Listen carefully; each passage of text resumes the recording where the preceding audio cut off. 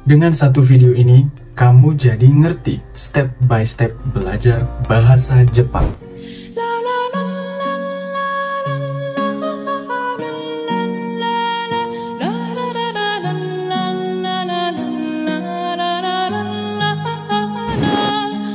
Video ini sebenarnya saya bikin buat orang-orang yang penting bagi kehidupan saya, orang-orang yang saya cintai, orang-orang yang saya sayangi, seperti istri saya, adik saya, teman-teman saya yang selama ini bingung dan bertanya pada saya, gimana sih cara belajar bahasa Jepang itu, harus dimulai dari mana, start awalnya bagaimana, langkah-langkahnya seperti apa.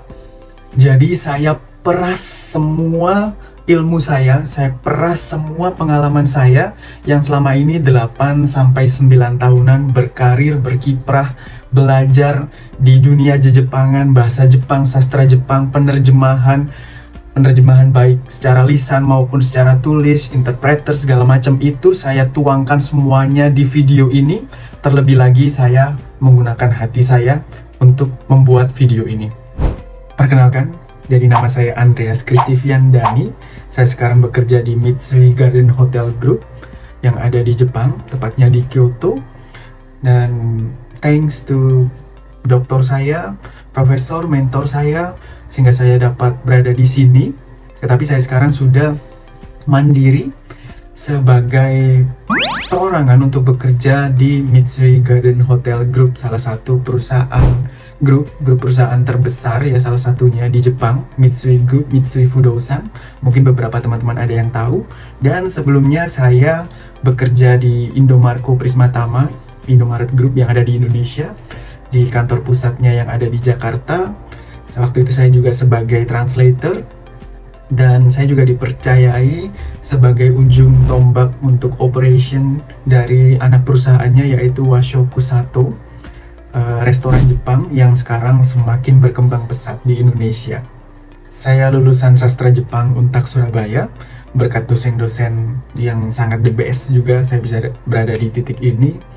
Dan sekarang saya sangat menikmati kehidupan saya di Jepang.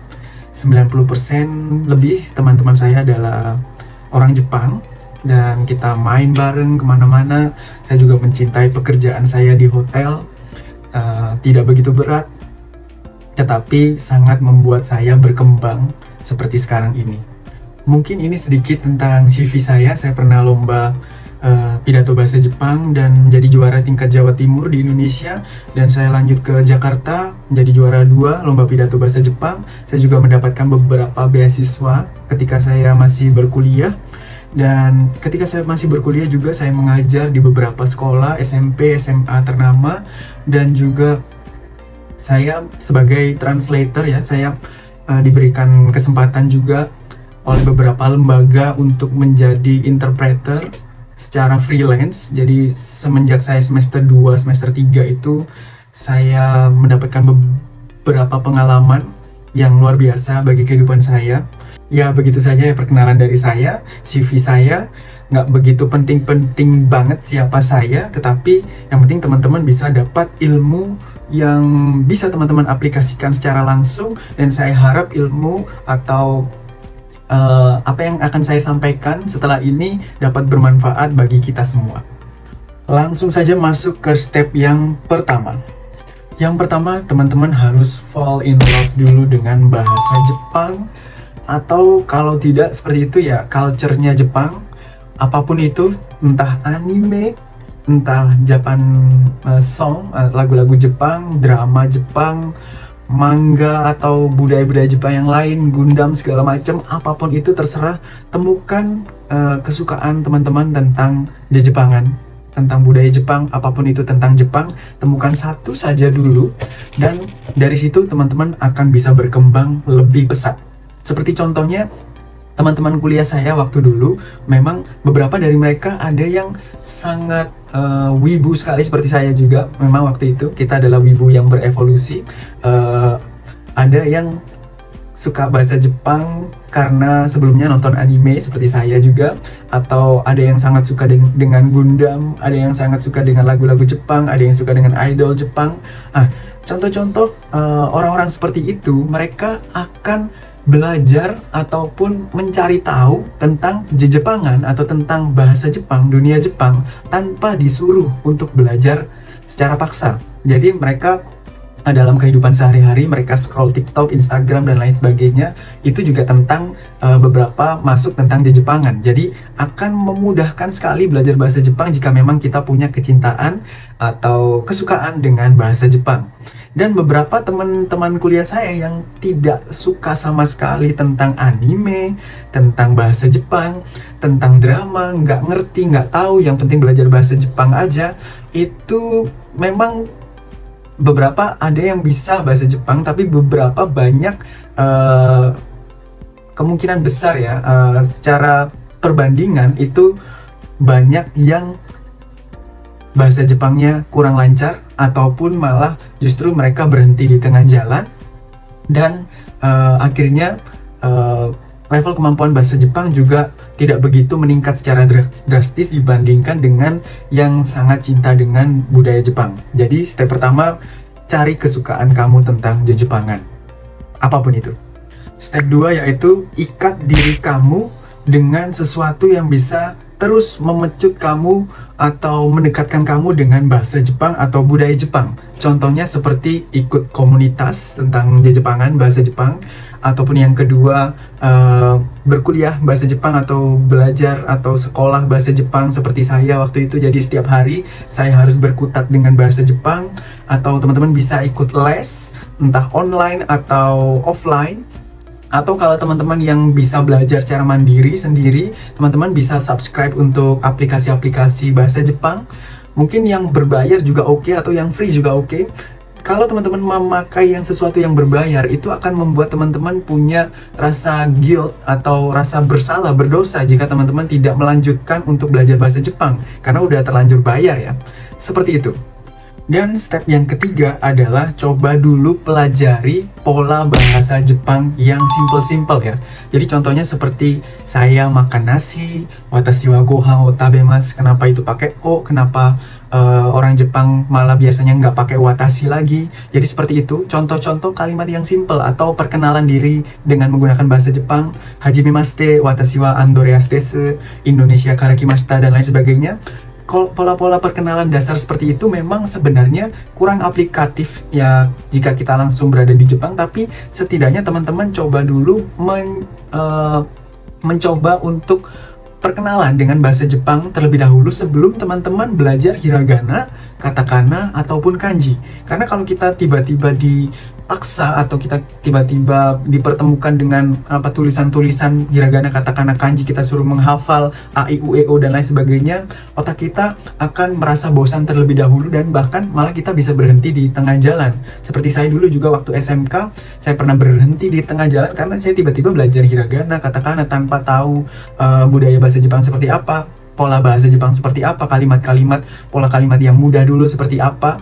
Begitu ya. Jadi step 3 adalah itu tadi, mencoba untuk memahami pola bahasa, pola kalimat bahasa Jepang yang sederhana terlebih dahulu. Step yang keempat, barulah teman-teman mencoba belajar huruf bahasa Jepang, yaitu hiragana, katakana, kanji. Sebenarnya ada 4 juga, alfabet juga orang Jepang juga memakainya. Jadi yang pertama, kenapa ada hiragana digunakan untuk apa? Kenapa ada katakana juga digunakan untuk apa? Kenapa ada 3? Kenapa ada kanji juga? Fungsinya seperti apa? Teman-teman bisa cari di Google, di internet, di YouTube, segala lain sebagainya. Dan teman-teman baru coba untuk menuliskannya. Saran saya untuk coba beli buku kotak-kotak ya, seperti anak TK, SD, itu tidak apa-apa. Karena memang level kita belajar bahasa Jepang di awal itu memang seperti anak SD atau anak TK yang ada di Jepang. Harus mencoba menulis dulu di buku kotak-kotak. Saran saya, tips untuk belajar hiragana, katakana, dan kanji, waktu teman-teman menulis, jangan menulisnya kecil-kecil dan banyak ya. Misal 1 lembar buku, teman-teman kalau bisa tulis yang besar, karena di sesuatu yang besar kita akan lebih mudah untuk mengingatnya. Dan waktu menulis, teman-teman pastikan sesuai dengan urutan pola penulisan. Jadi hiragana, katakana, kanji itu mereka punya urutan coretannya ya. Jadi coretan pertama ini, coretan kedua, coretan ketiga, itu lakukan sama sesuai instruksi teman-teman belajar. Karena ketika teman-teman sekali, 2 kali, dan terbiasa untuk menggunakan urutan penulisan yang salah, teman-teman pasti akan kesulitan untuk belajar bahasa Jepang di tingkat selanjutnya. Jadi ikuti urutan penulisannya, dan ketika menulis, teman-teman waktu menulis, mulut teman-teman juga sebaiknya mengucapkan apa yang teman-teman tulis. Misalkan contohnya hiragana A ya, teman-teman bisa sambil mengucapkan A begitu ya, atau I ya, teman-teman tulis I. Nah, itu sambil ngomong, dan kita bisa membuat beberapa indera kita secara langsung, secara bebarengan itu melakukan tugasnya. Jadi tangan kita menulis, mulut kita mengucapkan, mata kita melihat apa yang kita tulis, telinga kita mendengar apa yang kita ucapkan tadi. Jadi lebih banyak informasi yang kita masukkan ke dalam otak kita melalui lebih banyak indera, dan kita lebih bisa menghafal bahasa Jepang, hiragana, katakana, huruf Jepang dengan lebih mudah, dengan lebih efisien. Dan di dalam penulisan hiragana, katakana, ataupun kanji, itu ada istilahnya yang sering sekali dipakai oleh profesor atau dosen atau pengajar bahasa Jepang, orang Jepang native di sini ya. Mereka selalu menggunakan yang namanya istilah tome, hane, harau.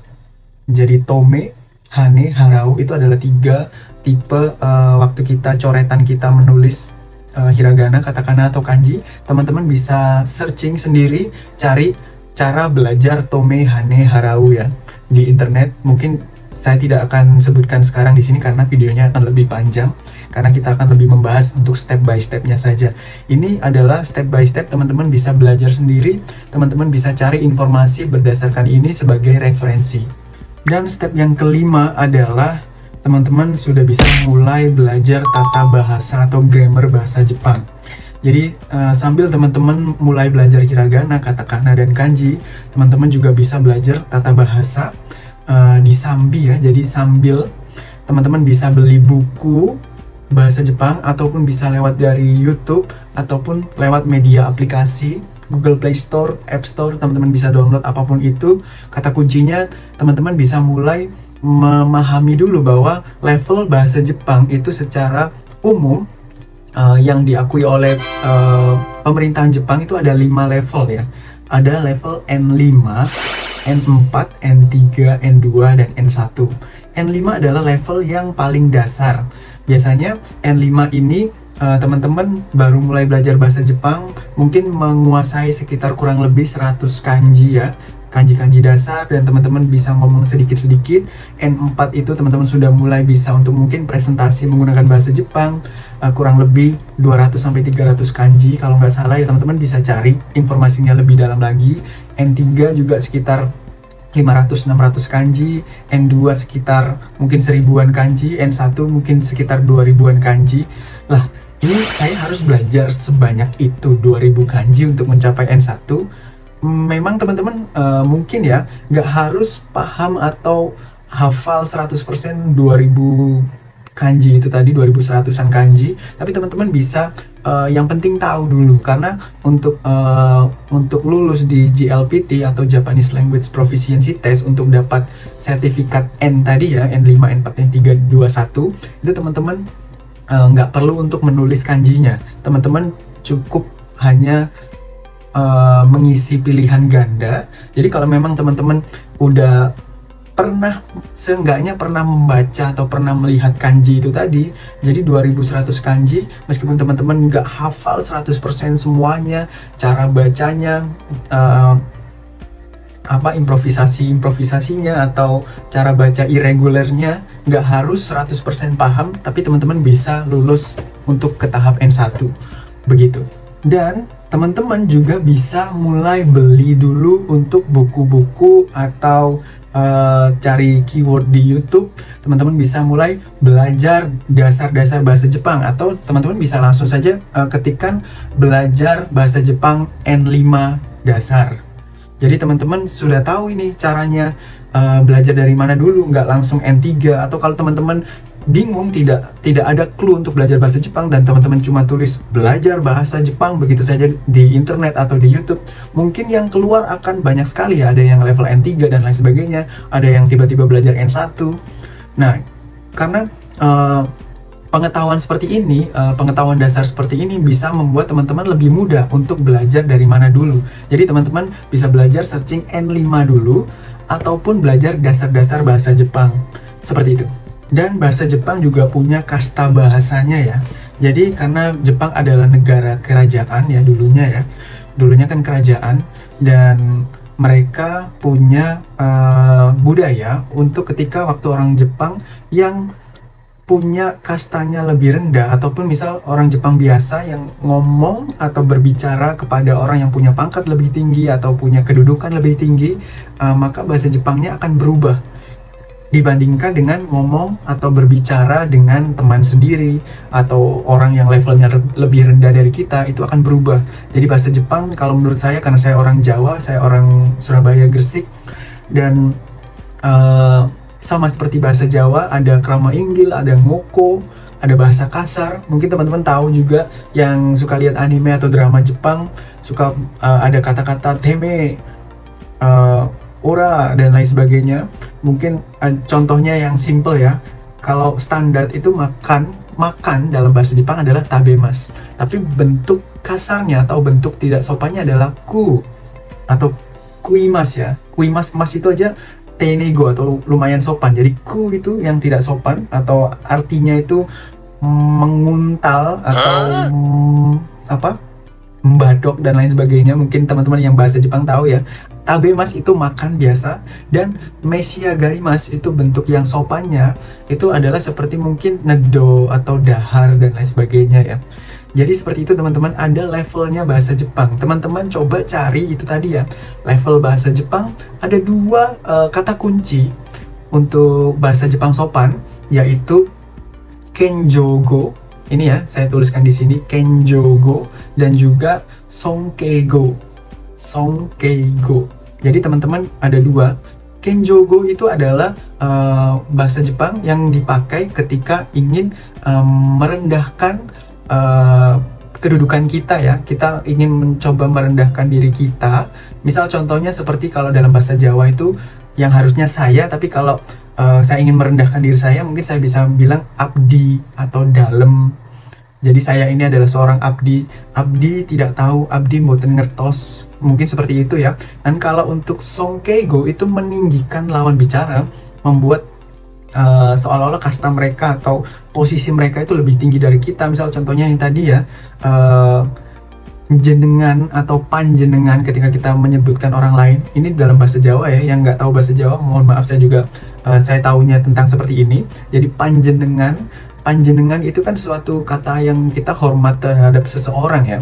Jadi jenengan, panjenengan, atau mungkin yang harusnya makan jadinya dahar, sampun dahar, kayak gitu ya. Jadi ada level-levelnya dalam bahasa Jepang. Itu tadi kenjogo dan sonkeigo ya, begitu.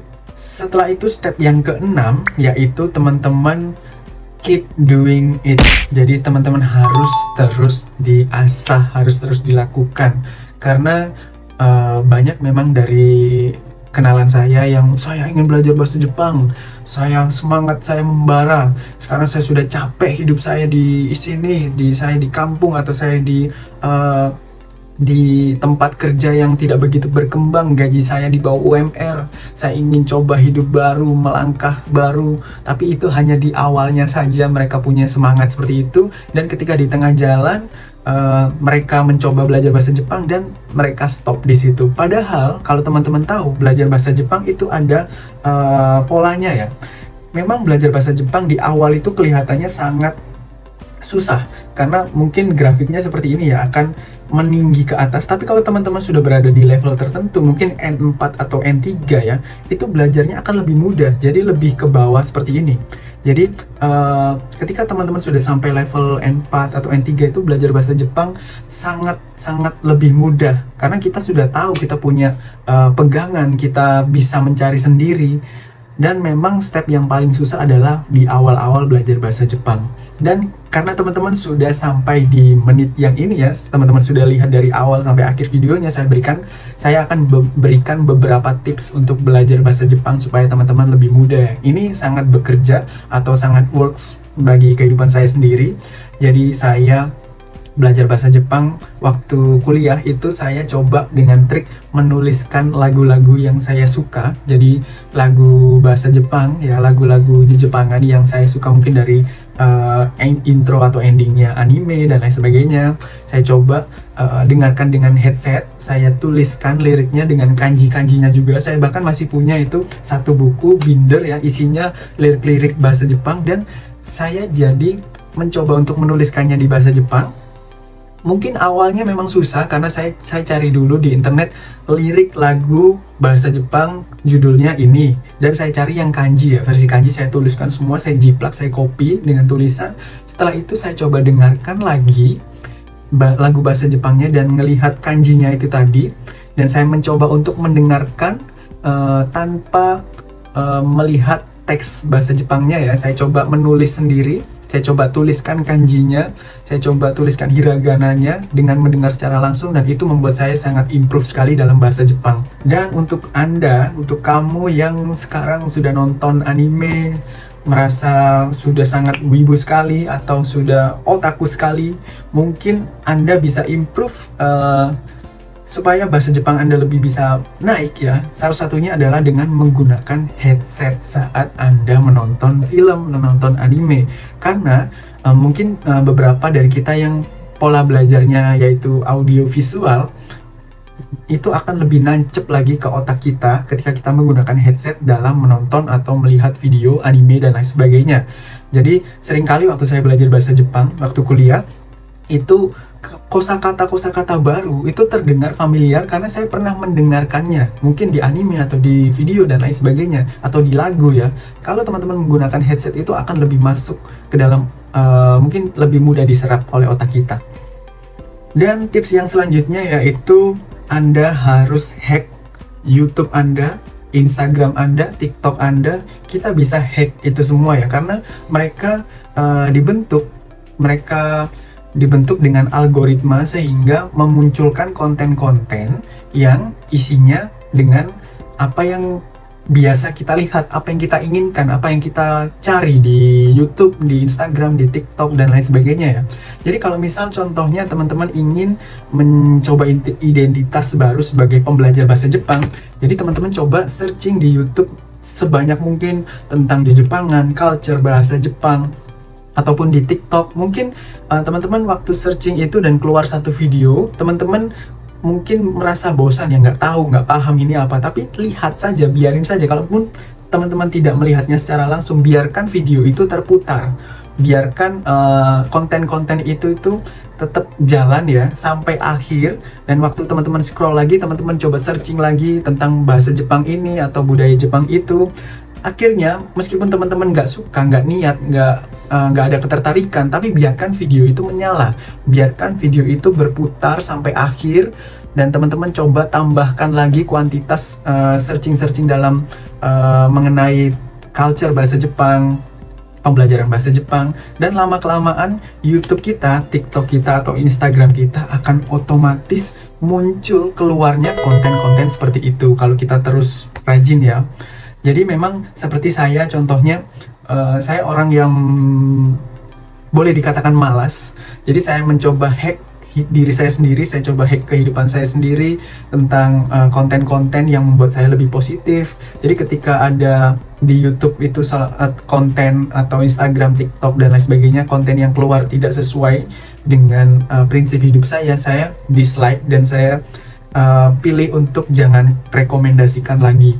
Dan ketika ada konten-konten yang mungkin contohnya tentang kesehatan atau tentang yang ingin saya pelajari waktu itu, contohnya saya pernah ingin mempelajari tentang volley ya, karena saya akan diajak main volley bersama teman-teman Jepang saya waktu itu. 1 bulan sebelumnya saya coba untuk searching konten-konten volley, dan ketika keluar konten itu saya tonton sampai akhir. Meskipun saya nggak paham itu pertandingan internasional volley dan lain sebagainya, saya pencet like juga, saya mungkin coba komen di situ, Ketika muncul video yang kedua, saya coba juga lihat sampai habis, meskipun saya nggak tertarik, tapi akhirnya sekarang tiba-tiba ketika saya scroll YouTube, TikTok, dan lain sebagainya, keluar lagi itu konten-konten seperti volley dan lain sebagainya. Dan mungkin itu ya teman-teman ya, step yang pertama teman-teman harus fall in love dengan Jejepangan. Step yang kedua, teman-teman harus ikatkan diri dengan Jejepangan juga, cari komunitas, cari les bahasa Jepang online ataupun offline, atau teman-teman bisa berkuliah bahasa Jepang dan lain sebagainya. Teman-teman bisa subscribe aplikasi yang berbayar ataupun yang free untuk dapat terus terikat dengan bahasa Jepang. Step yang ketiga, teman-teman coba pelajari pola kalimatnya, yang dasar-dasar dulu, perkenalan diri ataupun saya makan nasi dan lain sebagainya, itu mungkin banyak ya. Dan yang keempat, teman-teman coba pelajari hurufnya, hiragana, katakana, kanji, romaji. Mengapa ada itu tadi, mengapa harus ada 3 atau 4 huruf ada di Jepang, gunanya buat apa, tujuannya. Waktu menulis, teman-teman juga tulis dengan berbicara agar beberapa indera kita terpakai waktu belajar, dan jangan kembali step down ketika teman-teman sudah belajar hiragana. Jangan gunakan romaji lagi tapi tulis. Ketika teman-teman sudah coba belajar kanji, ya tulis dengan kanji, jangan hiragana lagi. Setelah itu teman-teman baru pelajari sambil pelajari grammar, tata bahasa Jepang. Itu tadi ya, N5, N4, N3, N2, N1. Itu level-levelnya dalam bahasa Jepang. Teman-teman cari buku juga bisa, buku grammar dan lain sebagainya. Dan setelah itu teman-teman tetap terus lakukan, karena di step yang awal itu sangat curam sekali, sangat berat sekali belajar bahasa Jepang di awal-awal. Tapi ketika teman-teman sudah mungkin agak sedikit bisa ya, itu akan jatuhnya terjun ke bawah. Itu maksudnya lebih mudah lagi belajar bahasa Jepang, akan sangat mudah. Kita bisa cari apapun itu sendiri. Kalau teman-teman sudah mencapai di satu level tertentu, mungkin sekitar N4-an ya, teman-teman sudah bisa belajar bahasa Jepang itu secara mandiri, lebih enak lagi, lebih gampang, cari apapun lebih mudah. Dan grammar-grammar itu akan terasa, kok saya pernah belajar ini ya, ataupun grammar-grammar itu terasa lebih mudah, karena rata-rata grammar-grammar Jepang itu lebih mirip, atau intinya sama, atau maksudnya sama, tapi cuman cara pengucapannya yang berbeda. Jadi itu saja untuk video kali ini. Semoga video ini bermanfaat dan membantu teman-teman yang bingung mau belajar bahasa Jepang itu seperti apa, bagaimana. Mungkin saya juga akan mencoba untuk membuat video-video tentang pembelajaran bahasa Jepang mulai step dari nol ya. Tapi memang saya di sini sangat menikmati kehidupan saya di Jepang. Mungkin memang ketika ada waktu saja saya membuat video seperti ini ya. Jadi mungkin tunggu saja, nantikan video-video berikutnya. Bye-bye.